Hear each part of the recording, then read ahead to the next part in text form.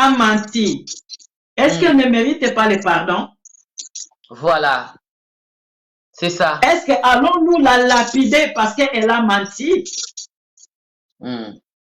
Bonne question, maman. Ou elle mérite le pardon de l'homme de Dieu? Voilà, tu as menti. Tu es malade, tu es mon épouse. C'est pour les meilleurs et pour les pires. Je sais que j'ai déjà passé par ça. Ma première épouse aussi était malade, elle est morte. Mais cela ne veut pas dire que comme la première épouse était morte par une maladie, que la deuxième aussi va mourir.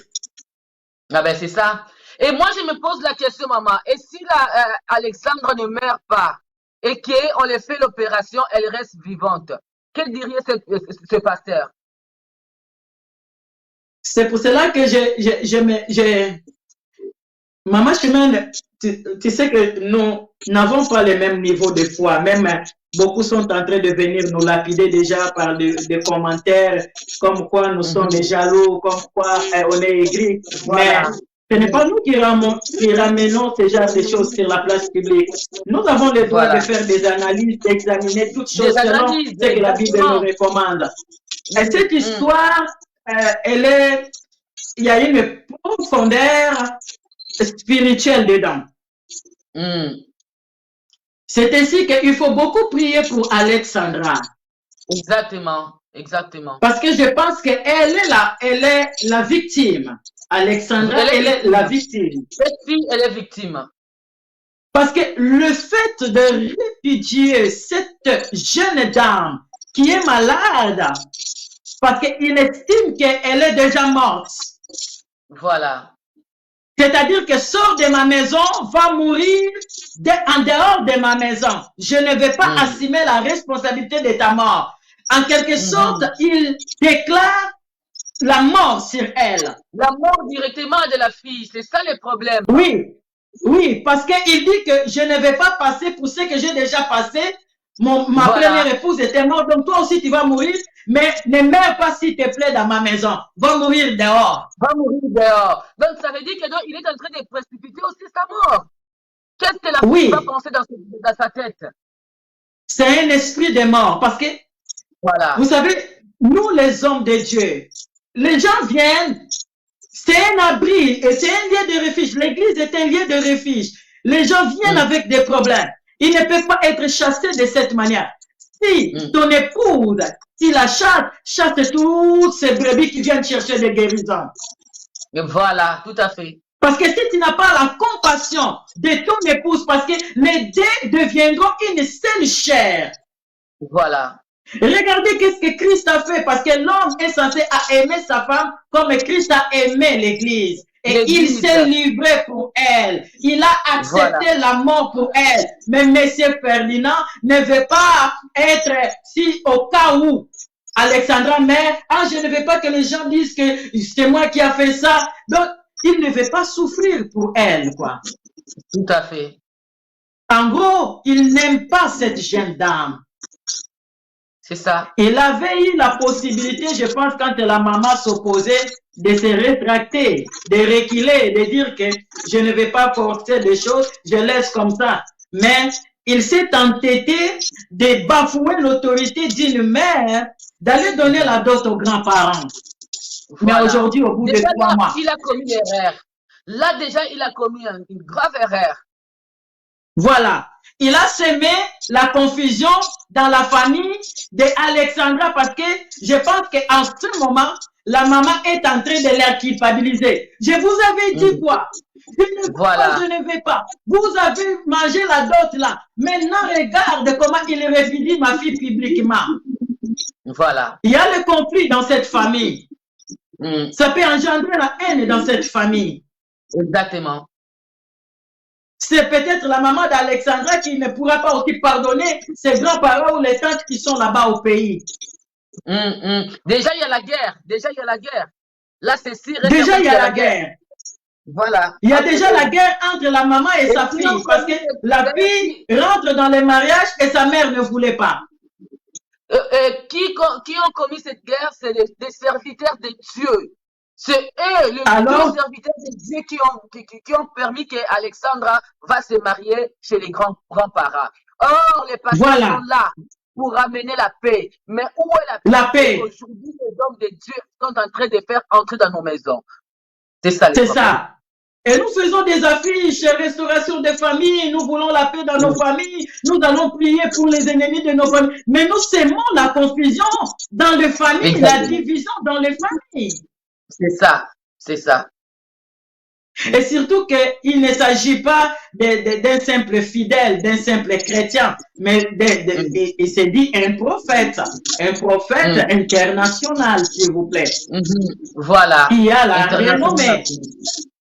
Et nous sommes en train de faire cette analyse, c'est pour au moins, je ne sais pas, enlever, les gens sont en train de blasphémer contre Dieu à cause de telles choses. Quel est l'exemple que les jeunes gens vont suivre aujourd'hui? Est-ce que sommes-nous capables vraiment de leur donner un bon exemple à suivre?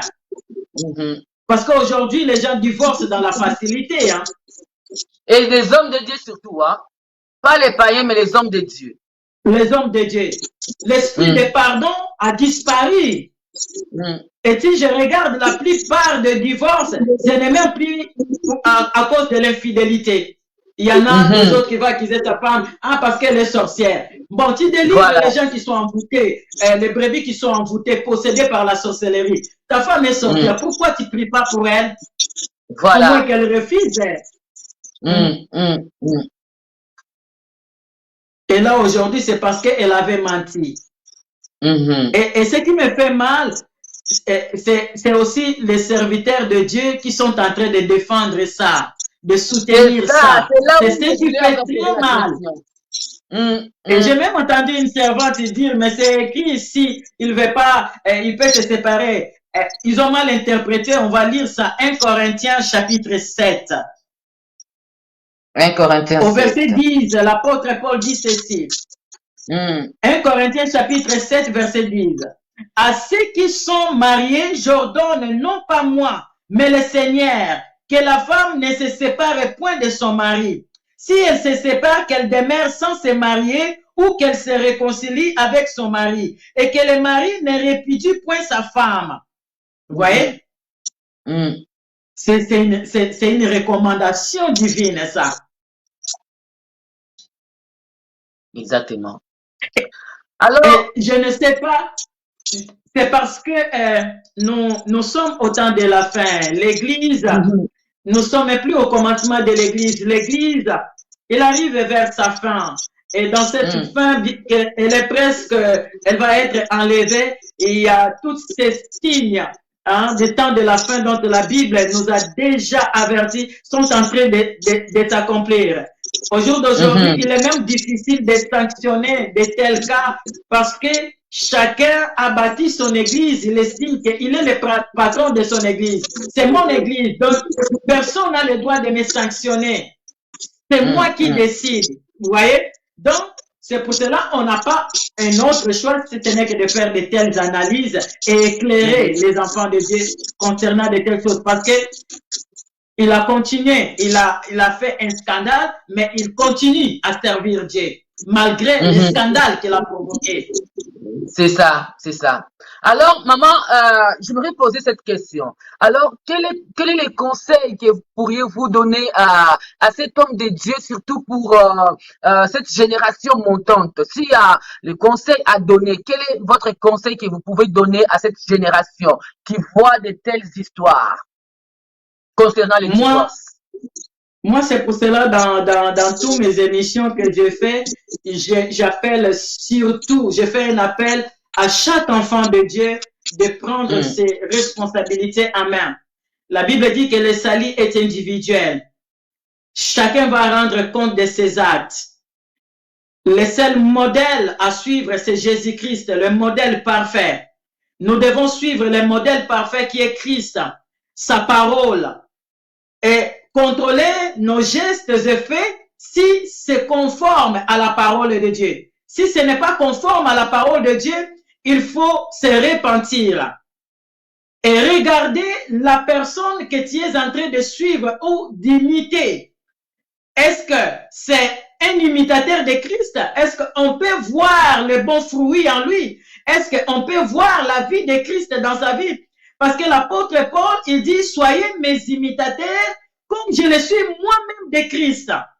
Et on pouvait voir un homme totalement transformé, converti. C'est de là où j'ai dit, non seulement à cette génération montante, mais à nous tous, que nous puissions imiter Christ, voilà, suivre les traces de Christ, obéir à ses recommandations et surtout honorer Dieu en respectant sa parole.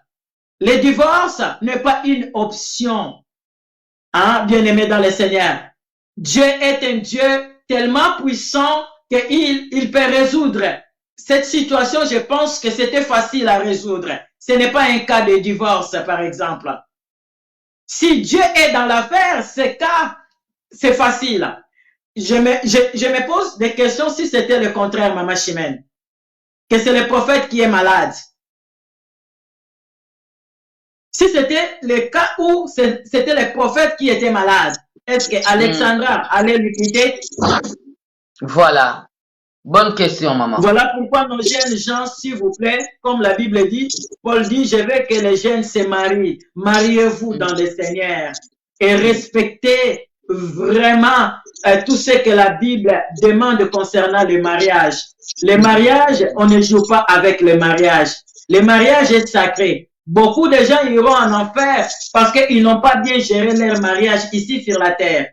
Lorsque les gens disent que le mariage, c'est quelque chose de la terre. Oui, nos œuvres aussi que nous faisons ici sur la terre. Mais ils vont nous suivre et ils vont déterminer l'endroit où nous allons passer notre éternité. La Bible dit, errez dès à présent ceux qui dorment dans le Seigneur. Ils se reposent de leurs œuvres et leurs œuvres leur suivent. Les œuvres vont déterminer aussi notre éternité. Si sur la terre, nous négligeons des choses que Dieu a instaurées, comme par exemple le mariage, c'est grave, parce que vous passerez au jugement de Dieu.